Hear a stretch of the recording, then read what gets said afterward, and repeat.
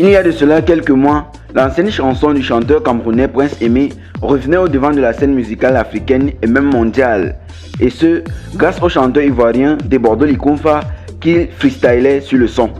C'est ainsi qu'il décida alors de faire un featuring avec le chanteur camerounais Prince Aimé en vue de le remettre au devant de la scène alors que sa carrière musicale était parsemée d'embûches depuis plusieurs années.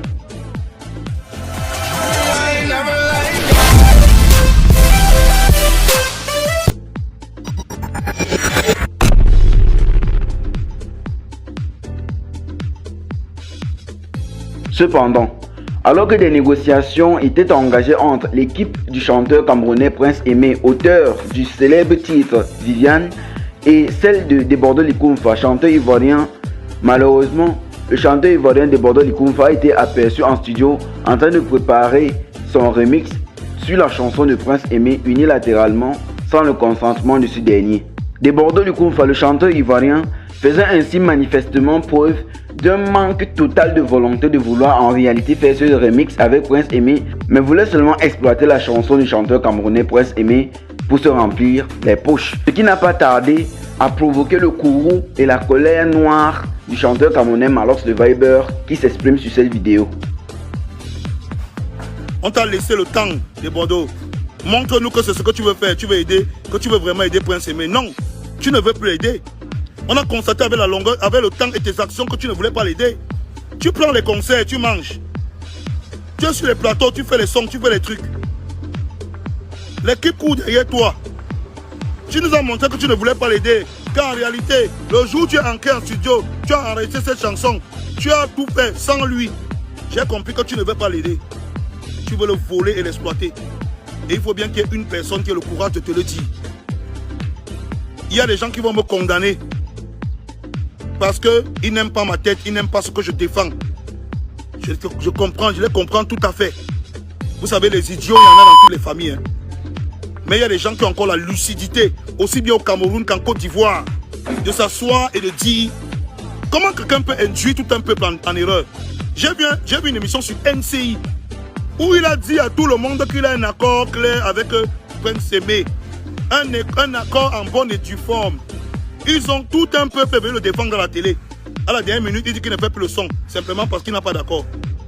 Simplement parce qu'il n'a pas d'accord. Il fait le pam. Il fait une vidéo avec Prince Aimé. Après, il publie sur Internet, il dit qu'il m'a donné sa bénédiction. Oh, le fait. C'est nous, même les plus grands fémans d'Afrique.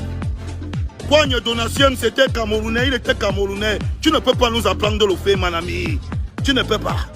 Après avoir exprimé son indignation face à ce comportement du chanteur ivoirien Debordo Likumfa qui cherchait manifestement à s'accaparer l'œuvre d'art de Prince Aimé, Malox le Viber, chanteur camerounais, décide alors d'organiser un remix local avec les artistes camerounais et Prince Aimé sur cette chanson de Viviane. Une initiative qui s'est montrée terriblement payante car ce remix de la chanson Viviane de Prince Aimé organisé par Malox le Viber a pu comptabiliser près de 3 millions de vues en 24 heures seulement. Et ce, malgré l'acharnement du peuple ivoirien qui a essayé par tous les moyens de saboter le remix de la chanson, notamment en signalant la chanson sur YouTube qui a finalement fini par bloquer la chanson pendant un bon bout de temps. Mais aussi en repostant la vidéo sur d'autres chaînes et pages YouTube et Facebook en vue de disperser les nombres de vues du remix de la chanson. Il est donc tout simplement honteux de constater que Debordo Likumfa, accompagné de la majorité du peuple ivoirien, essaye à tous les coups de s'accaparer l'œuvre d'art de Prince Aimé, étant entendu que Prince Aimé est en réalité un handicapé. C'est vraiment très grave. Jusqu'à aller voler un aveugle, papa, un aveugle.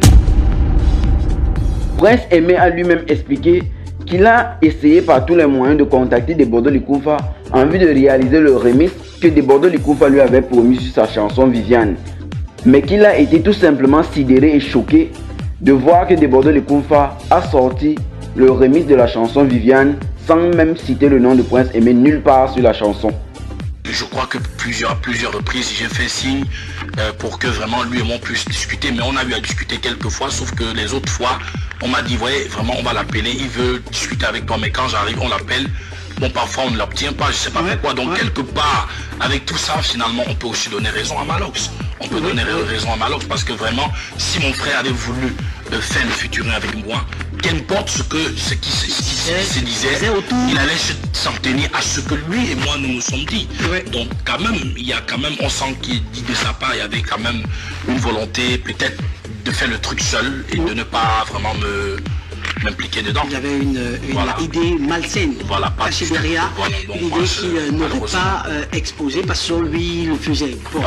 Debordo Likumfa, en sa qualité d'artiste de calibre supérieur, tout le monde attendait de lui qu'il respecte toutes les procédures régissant le remix de la chanson d'un autre artiste. Oh que non, il ne l'a pas fait. Il a tout simplement sorti sa propre chanson sans le consentement de Prince Aimé.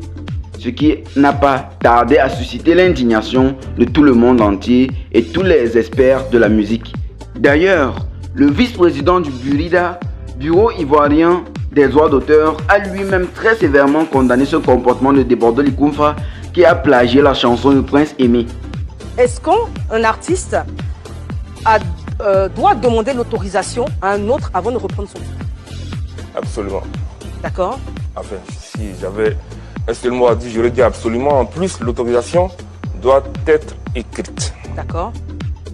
C'est pourquoi j'insiste auprès de nos grands artistes de ne pas se contenter de l'oralité. C'est vrai que l'Afrique est le continent de l'oralité, mais parfois l'oralité est source de conflits.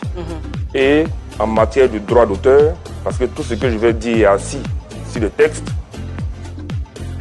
l'autorisation écrite est préalable. Il faut s'assurer que celui dont on veut reprendre l'œuvre nous donne l'autorisation par écrit. Espérons voir dans les brefs délais tout s'arranger dans cette affaire.